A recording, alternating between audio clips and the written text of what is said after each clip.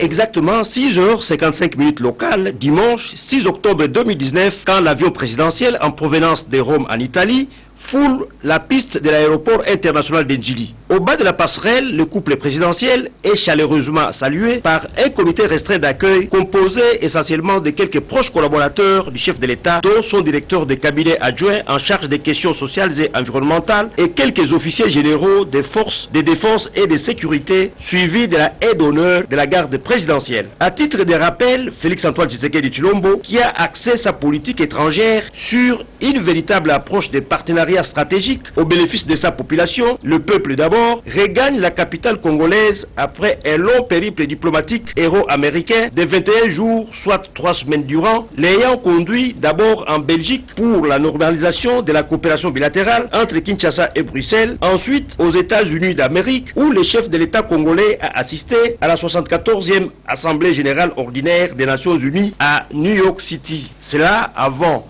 de rencontrer quelques investisseurs américains à Atlanta et les dirigeants du FMI et de la Banque mondiale à Washington DC. Et enfin, il a effectué les déplacements de Rome en Italie via Bruxelles pour une escale où le couple présidentiel a assisté personnellement à l'invitation du Saint-Siège à la messe de création par le pape François des 13 nouveaux cardinaux, dont Monseigneur Fridolin Ambongo, archevêque métropolitain de Kinshasa, en remplacement du cardinal Laurent Mosengo. Aussitôt la cérémonie d'accueil terminée, les cortèges présidentiels s'ébranlent vers les centres-villes sous les ovations des Kinois massés spontanément sur son parcours destination la résidence présidentielle de la Cité de l'Union africaine à Kinshasa, Mongalia. Sous-régional tenu à Kinshasa du 2 au 4 octobre 2019 a consisté à débattre et réfléchir autour de la problématique de la conservation de la biodiversité et la protection des forêts en Afrique centrale. Les parlementaires de plusieurs pays de la sous-région réunis au sein de la COMIFA, Commission des forêts de l'Afrique centrale, ont pris la résolution de gérer les forêts d'Afrique avec les réparts en toute responsabilité, en évitant de les détruire en vue d'assurer la vie aux générations futures.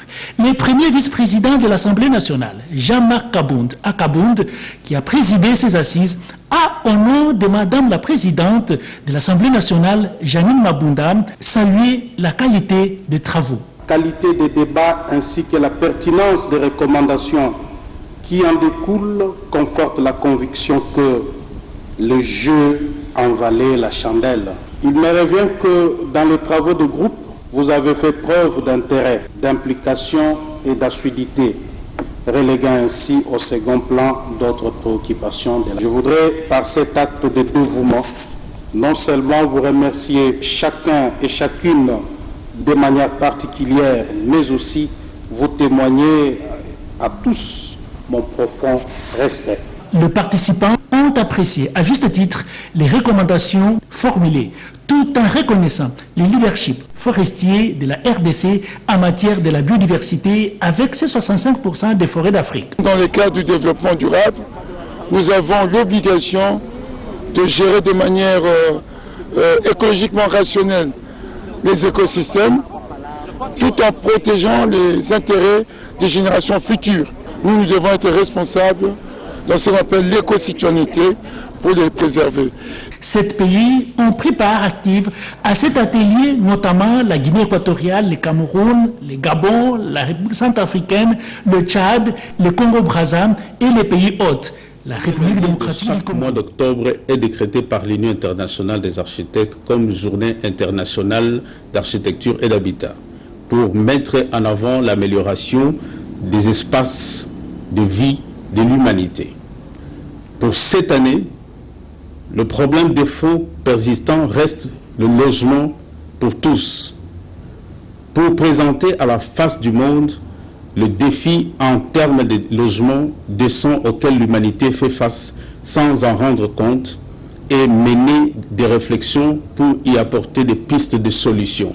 Chez nous, en République démocratique du Congo, il est important de noter que le déficit en logements sociaux est estimé à plus de 7 millions d'unités selon l'ONU Habitat, et particulièrement dans la ville-province de Kinshasa, qui représente 54,4% de ce déficit. Cette situation impacte négativement sur les conditions de vie des populations et handicape négativement sur le mode de vie de cette même population et freine même le développement socio-économique de notre pays. Nous estimons que, comme l'a dit le chef de l'État, son Excellence M. Félix Antoine Tshisekedi Tshilombo, président de la République, que l'État, dans ses responsabilités régaliennes, doit assurer et améliorer les conditions de vie de ses concitoyens et dont les instruments pour le relever sont multiples, notamment par la création de l'Ordre national des architectes, par la loi numéro 18034 en date du 13 décembre 2018, considérée comme une prise de conscience et une reconnaissance de l'apport de l'architecte congolais étant acteur majeur dans la recherche de solutions salvatrices. Par la mise en marche effective du Fonds national de l'habitat, FONHAB, déjà créé et susceptible de produire plus de 10 000 logements par an pour la République démocratique du Congo. Et aussi par la mise en marche effective de l'Agence congolaise pour la promotion immobilière comme organe d'exécution des projets conçus par la FONHAB.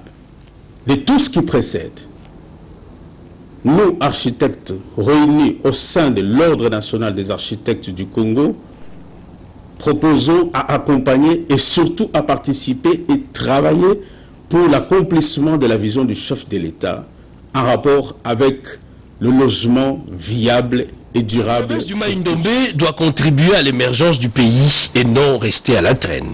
Les élus nationaux de cette province ont fait part d'un certain nombre de préoccupations au vice-premier ministre, ministre du budget, Jean-Baudouin Mayuma-Mbeke. Préoccupations liées au désenclavement de cette province, aux difficultés techniques liées à la paie des agents et fonctionnaires de l'État, spécifiquement à l'endroit des personnels de la santé et du domaine de l'enseignement. Il nous a rassuré de sa volonté à faire en sorte que tout marche très bien. En ce qui concerne le budget, il nous a recommandé auprès des techniciens pour que nous puissions travailler. Et en ce qui concerne le problème de la paie, il nous a rassuré qu'il va suivre ça pour qu'il ait une solution dans un délai relativement court. La Chine et ses hommes d'affaires s'engagent dans un partenariat pour apporter un plus dans la rénovation des infrastructures. La société Shanghai affiche sa volonté justement dans la rénovation des infrastructures et outils de l'État congolais à l'image du service national des approvisionnements et imprimeries.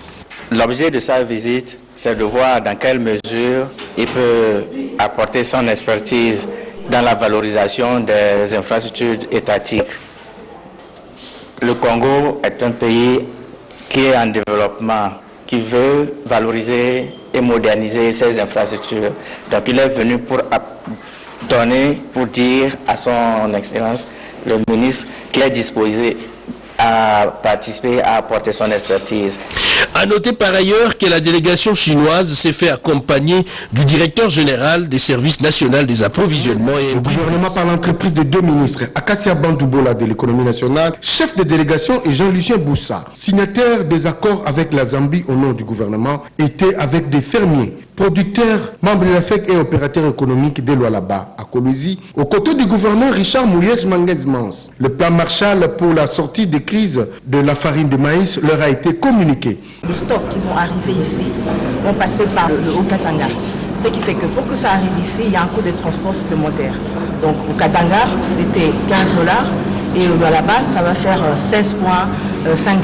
Et moi, je suis très satisfaite de cela et je voudrais que dans les jours qui viennent, avec l'effet revolving qui va être fait, que le prix revienne à $13,99. Dans un autre registre, la ministre de l'économie Akassia Bandoubola a visité la minoterie de Lualaba de Kolwezi avec une capacité de 1100 le jour. Question de se rassurer. Peu après, les envoyés spéciaux du Premier ministre Ilunga Ilunkamba n'ont pas pris du repos à Kolwezi. Cap vers la carrière de ciment, une usine en construction pour la fabrication du ciment.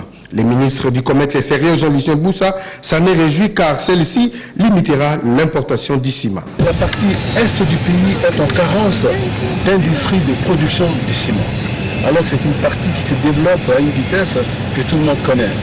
Et donc il était important pour nous que nous puissions passer par ici, visiter la perspective de l'autonomisation du pays de ce point de vue et de la réduction des importations de la dépendance du pays. Cependant, le gouverneur de province de Lualaba, Richard Mouyej Manguez-Mons, a indiqué que sa province a disponibilisé plus de 26 hectares. J'ai eu l'occasion de participer aux différentes réunions. Il faut avouer que l'effet d'apaisement est perceptible au sein de nos populations. Un sentiment de reconnaissance vis-à-vis du chef de l'État. L'objectif, c'est l'assouplissement des prix. Nous devons cultiver chez nous aussi. Cette visite à Kolosi a permis aux deux membres du gouvernement de s'imprégner des réalités de Lualaba.